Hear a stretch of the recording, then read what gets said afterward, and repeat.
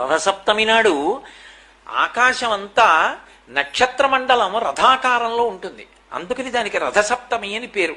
ప్రతి సప్తమి తిథి నాడు సూర్యకాంతి చాలా విశేషంగా ఉంటుంది.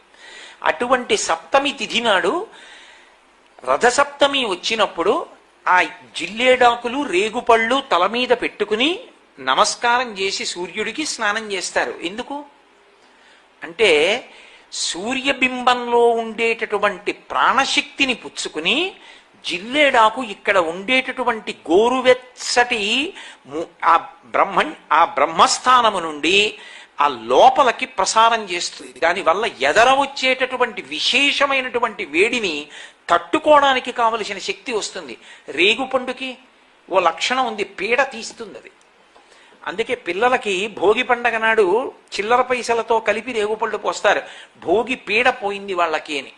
రథసప్తమి నాడు ఆకాశం అంతా నక్షత్రమండలం రథాకారంలో ఉంటుంది. అందుకని దానికి రథసప్తమి అని పేరు.